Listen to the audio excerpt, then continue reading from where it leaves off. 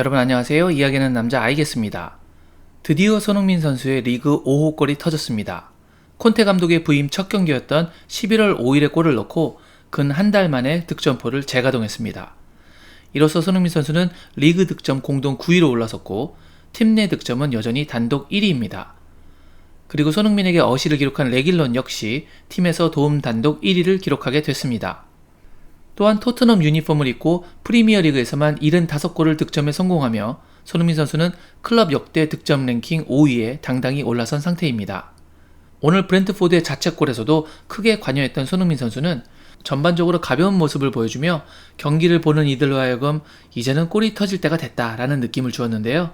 여지없이 양봉업자답게 벌을 구단 상징으로 쓰면서 노란색 유니폼을 입고 경기에 나선 브렌트포드를 상대로 두 골에 직간접적으로 관여했습니다. 오늘의 승리로 토트넘은 리그 6위로 올라섰습니다.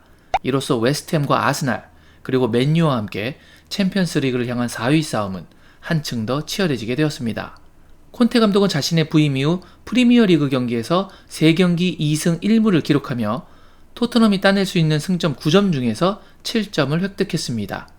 역시 대단하십니다. 오늘 뭐니뭐니 해도 가장 압권은 손흥민 선수의 골이었죠? 그 장면을 간략하게 분석해 보도록 하겠습니다. 손흥민 선수가 자신에게 오는 볼을 케인에게 내어줍니다. 그리고 역습을 위해서, 그리고 그것을 막기 위해서 손흥민과 얀손, 그리고 피넛과의 스피드 싸움이 시작됩니다. 세 선수 모두 승부를 위해서 전력 질주하기 시작하는데요. 스타트하는 타이밍은 거의 비슷하게 했지만 스타트 지점은 손흥민 선수가 가장 뒤에 있었죠. 하지만 박스 안을 진입하는 순간에는 이미 손흥민 선수가 2명보다 앞서 있습니다. 다시 보면 출발을 시작한 지 3초 만인 64분 19초에 손흥민 선수는 얀손, 피녹을 따라잡으며 동일선상을 이루게 됐고 다시 2초가 흐른 64분 21초경에는 얀손과 피녹 모두에게 앞서며 먼저 박스 안으로 진입합니다. 옵사이드를 피하기 위해 레길론이 앞으로 쳐놓은 공보다는 아래에 있으면서 상대 수비보다는 앞서 있는 손흥민. 이렇게 자리를 잡아줘야 순간적으로 고개를 들었다가 다시 공을 봐야 하는 레길론이 수비에게 가려지지 않았기 때문에 손흥민의 위치를 파악하기가 더 쉽고 그렇기에 공을 어디로 줘야 할지 좀 더 쉽고 빠르게 판단할 수 있게 되죠. 레길론은 침착하게 골키퍼와 손흥민 사이인 이 공간으로 정말 완벽한 패스를 넣어주었습니다. 이 패스가 너무 앞으로 가면 키퍼가 나오면서 잡거나 쳐낼 수도 있고 너무 뒤로 패스하면 달려오던 손흥민은 속도를 줄여야 되면서 슈팅이 불편해지거나 최악의 상황에는 따라오던 수비가 태클로 걷어낼 수도 있습니다. 그것을 완벽하게 피할 수 있도록 본인으로부터 약간 대각선 전방으로 굴려주는 역습 시 측면 패스의 정석을 보여줬던 레길론이었습니다. 정말 칭찬해주고 싶습니다. 이제 상대 수비들과 스피드 경쟁에서 승리한 손흥민 선수는 골대 안으로 공을 밀어넣기만 하면 되는 상황이었습니다. 이 장면에서 손흥민 선수가 얼마나 빠른 스피드를 보여준 것인지 확인하고 싶어서 우리가 인간의 빠르기를 체감적으로 쉽게 비교할 수 있는 50m 기록으로 제가 대략적인 계산을 해봤습니다. 실측을 한 것은 아니기 때문에 약간의 오차가 있을 수 있다는 점 미리 말씀드리겠습니다. 토트넘 허스퍼 구장 전체의 길이는 105m입니다. 그러니까 그 절반은 52.5m가 되겠군요. 그리고 페널티 에어리어의 길이는 16.5m입니다. 그럼 하프라인부터 페널티 에어리어까지의 직선 거리는 36m가 됩니다. 그런데 손흥민 선수는 하프라인 아래부터 뛰기 시작했고 손흥민 선수의 신장을 기준으로 그 거리를 헤아린 후 직선 거리가 아닌 약간 사선의 거리를 뛰었다는 것을 감안하면 그가 뛴 총 거리는 약 40m로 추정됩니다. 그리고 손흥민 선수가 스타트를 끊는 순간부터 페널티 박스 안으로 진입하는 순간을 제가 여러 차례 스톱워치로 측정을 해봤는데 평균적으로 약 4.7초 정도가 나오더군요. 그럼 1초에 8.51m를 간다는 이야기고 그 이야기는 50m를 무려 5.87초에 주파한다는 이야기입니다. 정말 빠른 거죠? 후덜덜한 스피드였습니다. 이러니까 상대 수비 얀손과 피녹이 따라갈 수가 없었던 겁니다. 2015년 문화체육관광부의 의뢰로 국민체육진흥공단 스포츠개발원이 19세 이상 성인 남녀 4,420명의 50m 달리기 기록을 측정해봤습니다. 기록에 의하면 역시 가장 빠른 속도가 나온 연령대는 19세부터 24세였는데요. 남자의 기록이 8.0초, 여자의 기록이 9.9초가 나왔습니다. 그러니까 6초대 초반만 해도 정말 어마어마한 기록인데 5초대가 나오는 스피드는 정말 겁나게 빠른 기록입니다. 혹여나 어떤 분들은 축구선수니까 당연히 5초대가 나와야 하는 거 아니냐고 말씀하실 수도 있지만 선수라고 하더라도 5초대는 쉽게 나오지 않는 기록이고 거기에 더해 이 경기에서 손흥민 선수가 보여준 5초대는 그렇게 단순하게 보면 안 되는 것입니다.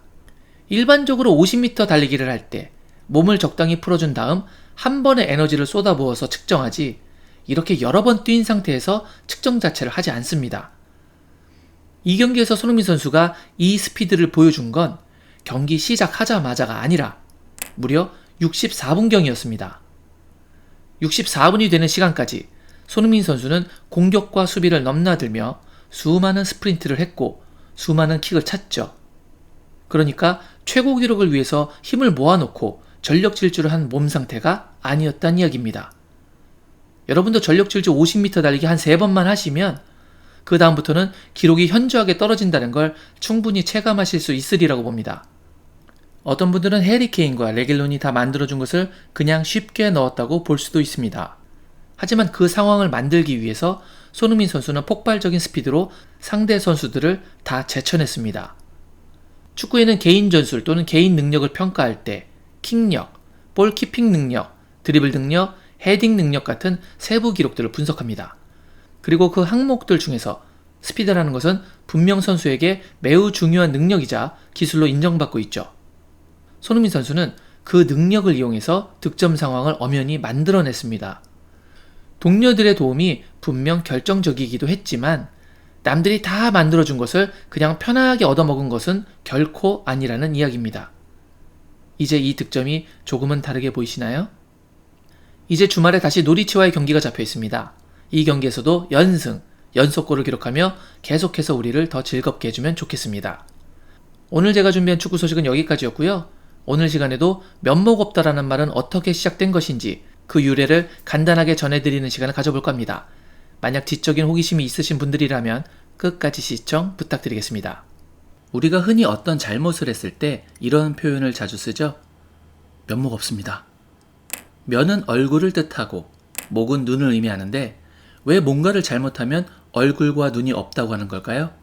오늘은 이 면목이라는 말이 도대체 어디에서 유래가 된 것인지 이야기해 보도록 하겠습니다. 항우와 유방이 천하를 놓고 자웅을 겨루던 초안지에 이런 장면이 나옵니다. 항우는 유방이 만들어 놓은 사면초가의 포위망을 뚫고 고작 군사 28명만을 데리고 결국 오강에 다다릅니다. 오강 지역에 사는 사람들은 항우에게 어서 오강을 건너 강동으로 도망가 후위를 도모하라고 권유하죠. 그때 항우가 이런 말을 합니다. 하늘이 나를 버렸는데 강은 건너 무엇하리. 8년 전 나는 강동 청년 8,000명을 이끌고 이 강을 건너왔다. 허나 지금은 한 사람도 살아 돌아오지 못하였느니라. 강동 사람들이 나를 왕으로 추대한들 내가 무슨 면목으로 그들을 대하겠느냐. 이 말을 남기고 항우는 스스로 자결하였습니다. 자기에게 기대를 걸었던 고향 사람들을 볼 얼굴, 그 사람들을 볼 눈이 없었다는 것이죠. 우리도 스스로 부끄러우면 고개를 들지 못하게 되고 그건 마치 내 얼굴과 내 눈을 상대에게 보이지 못하는 형상이 됩니다. 상대에게 내 얼굴과 눈을 보여줄 수 없다. 즉 면목이 없다는 말이 되는 것이죠. 이때부터 이 얼굴과 눈을 붙여서 면목이라는 단어가 되면 그것은 부정적인 상황에서의 체면을 의미하는 단어가 되어버렸습니다. 어떠셨나요? 재밌게 들으셨나요?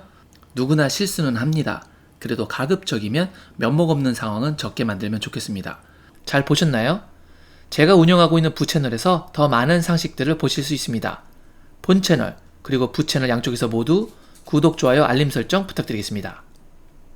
본 채널 그리고 부채널 양쪽에서 모두 구독, 좋아요, 알림 설정 부탁드리겠습니다. 저는 다른 더 재밌는 영상으로 여러분께 인사드리도록 하겠습니다. 즐거운 하루 보내세요. 역시 I guess.